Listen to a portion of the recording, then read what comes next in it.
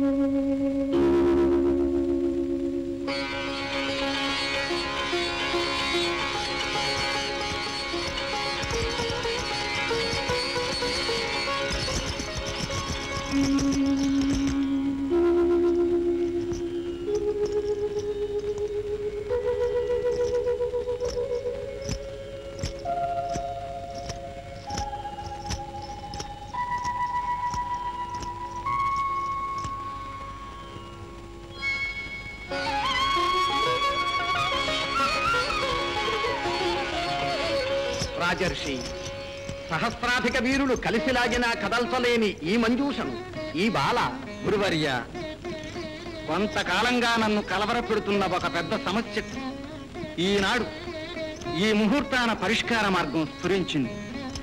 నా కుమార్తెగా భావించి పెంచే భాగ్యం కలిగించిన ఈ ఆదిలక్ష్మి స్వరూపిణి అయోనిజ అయిన సీతకు తగిన వరుణ్ణి అన్వేషించి నిర్ణయించడం నాకు సాధ్యమా అని మథనపడుతున్నాను. కాదని నేడు నిర్ధారణ అయింది. పుత్రిక రూపాన మా ఇంట వెలసిన ఈ పూజా పుష్పాన్ని పరిగ్రహించగల ధన్యుడెవరు ఆ పురుషోత్తముడే నిర్ణయిస్తాడు. శివచాపాన్ని అవలీలగా పైకెత్తగల ఈ చైతన్య స్వరూపను ఆ విల్లును ఎత్తడమే కాదు, ఎక్కుపెట్టి నారు తొడిగే వీరునికే కన్యాదానం చేయ సంకల్పించాను. ఇది దేశదేశాల ప్రకటన చేయించ నిశ్చయించాను. శుభమస్తు. సంకల్ప సిద్ధిరస్తు.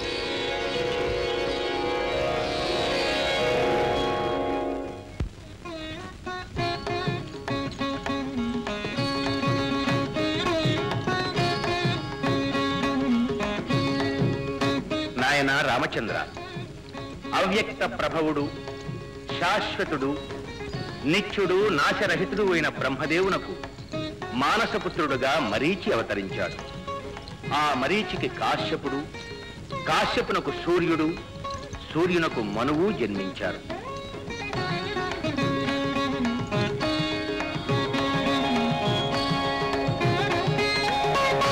ఆయన కుమారుడు వైవస్వత మనువు.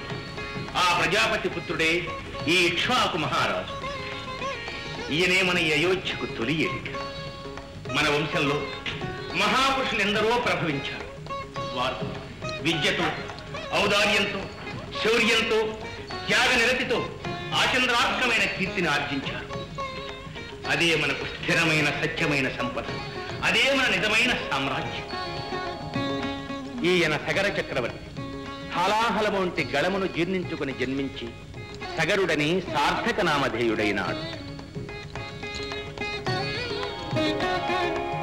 ఈయన భగీరథుడు, సగరుని ముని మనుమడు. తన ముత్తాతలకు ఉత్తమగతులు కల్పించుటకు గంగానదిని దివి నుండి భూమికి దించగలిగిన అసదృశ కార్య దీక్షా దక్షుడు.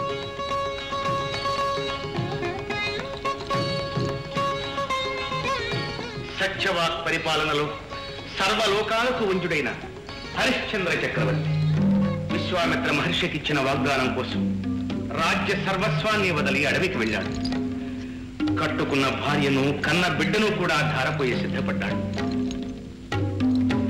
రామ, సర్వకాల సర్వావస్థల యందు మనకు దారి చూపే వెలుగు సత్యమే నాయన. మహారాజా, విశ్వామిత్రులు వారు ఏం చేస్తున్నారు?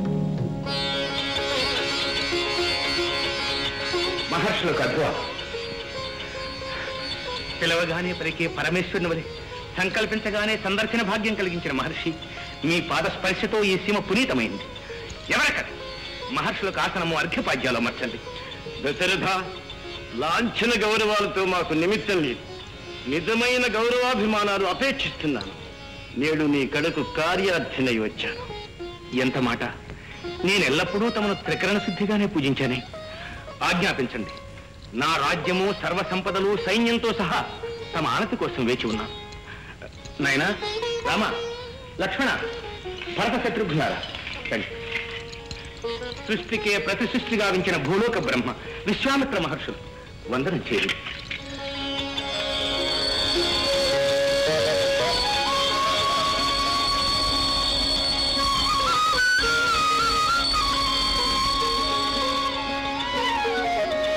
కళ్యాణమస్తు, జయోస్తు, దీర్ఘాయురస్తు.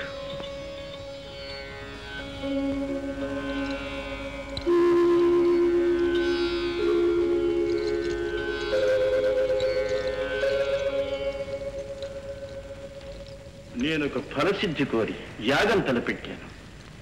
మారీచ సుబాహులనే రాక్షసులిద్దరూ పదే పదే ఆ యాగానికి విఘ్నం కలిగించి అంతా విధ్వంసం చేస్తున్నారు. యాగదీక్షలో ఉన్న మేము కోపగించరాదు, శపించరాదు. ఎంతటి అపచారం! ఆనతి వండి మునింద్ర, నేను వారిని పరిమార్చుట అంత సులభ సాధ్యం కాదు. నేనే స్వయంగా కదలి ఆ మహత్కార్యమును సాధించగల అసహాయ శూరుడు ఒక్కడే, చిరంజీవి రాముడు. రాముడా? స్వామి, 16 ఏండ్ల పసివాడు, ముక్కు పచ్చలారిన బాలుడు, అస్త్ర విద్యలే కాదు ఏ ఒక్కటి సమగ్రముగా నేర్వనివాడు నా రాముడు కారడంలోకి రావడమా, రాక్షసులతో పోరు సల్పడమా? దశరథ, నాకు యుక్తాయుక్త విచక్షణ బోధపరుస్తున్నావా?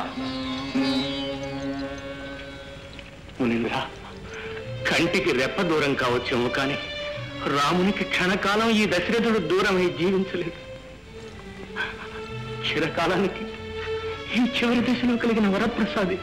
దశరథ, అబల వలె దీనాలాపంలాడక చక్రవర్తిగా ధర్మపరుడుగా సమాధానం చెప్పు. నన్ను విసిగించుకో. మహర్షి, మారీచ సుబాహులు, త్రిలోక కంటకుడైన రావణదూతలు, అమిత బలశాలులు, మాయాయుద్ధంలో అరితేరినవారు. వారి ముందు పసిబాలుడు నా రాముడా. అయోధ్యను కాపాడి అక్షోహిణి సేనాబలంతో నా సామంత బలగంతో తమ వెంట వచ్చి నేను కోరినది రాముడినే. అది నాకు సాధ్యం కాదు. ఆడి తప్పుతావా రాజా? ఆడిన మాట కోసం బ్రతుకంతా ధారపోసిన హరిశ్చంద్రుడి వంశానికి ఈనాడు నువ్వు కలంకం తెస్తావా? ఇంతవరకు నీ బిడ్డలకు బోధించిన ధర్మ పన్నాలు ఇంతలోనే మర్చావా? నీలాంటి పాపి ఎదుట నిలవడం మహాపాపం. మంచిది, నీ బలము బలగము చిరకాలం అర్థలండి. మహర్షి, శాంతించండి మహర్షి, శాంతించండి. తమ ఆజ్ఞ లేకుండా ఎదుటకొచ్చినందుకు నన్ను మన్నించండి. నా వెనుక ఆలకించి రాముని విడిచిపెట్టండి. తమకు కావలసింది యాగరక్షణమే కదా. అది ఎవరన్న ప్రశ్న విడిచి నాకు అనుమతినివ్వండి. అమ్మా కైకాదేవి, రాణివాసపు వారికి రణరంగమా అనకండి. శంభరాసురునితో మహేంద్రుడు పోరు సలిపిన వేళ నేను నా భర్త వెంట రణరంగానికి వెళ్లి సమరం జరిపాను. మేమందరూ ఉండగా మా ఇంటి వెలుగు, నా కంటి దీపం, నా రామచంద్రుని కారడములకు పంపమరడం తమ వంటి దయాశాలికి ధర్మం కాదు. మమకారం మిమ్మల్ని మాయవలి ఆవహించింది. సర్వసంగ పరిత్యాగులు మమకారాల్ని తెంచుకోవడం తమ వంటి వారికే చెల్లింది. మా బొంట్లకు సాధ్యం కాదు మహర్షి. వశిష్ఠ మహర్షి, తమ ఆధ్వర్యంలో ధర్మ ప్రవర్తన ఇంత వైభవంగా ఉంటున్నదని ఊహించలేదు. బ్రహ్మర్షి, శాంతించండి. ఇది కేవలం మమకారం మాత్రమే కాదు, రామచంద్రుని సమ్మోహన ప్రభావమే అంతటిది. అమ్మా కైకాదేవి, విశ్వామిత్రుడు అపార తపోధనుడు.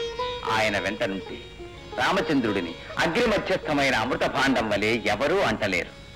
మహారాజా, గురుదేవా, తలచుకుంటే ఆయన రాక్షసులను తుటిలో భస్మం చేయగలడు. యాగ రక్షణ ఒక నెపం మాత్రమే. నా వద్ద కూడా లేని అతిలోక అస్త్ర విద్యా రహస్యాలను ఉపదేశించి రాముడిని సర్వసమగ్రుడిని చేయడమే ఆయన ధ్యేయం. మహనీయులు ఏమి చేసినా స్వప్రయోజనాలకై కాదు. వారి సంకల్పాలు జగత్ కళ్యాణ కారకాలు. ప్రభు,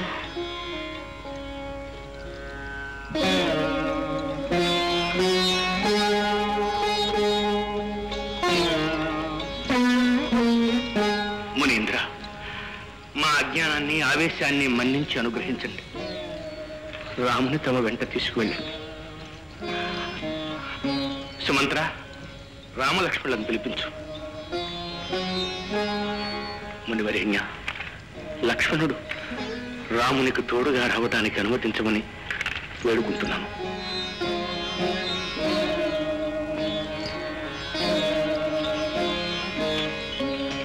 నాయన రామ, లక్ష్మణ, ఈ త్రిలోక పూజ్యుని వెంట వెళ్ళి యాగరక్షణ సేవాభాగ్యం పొందండి.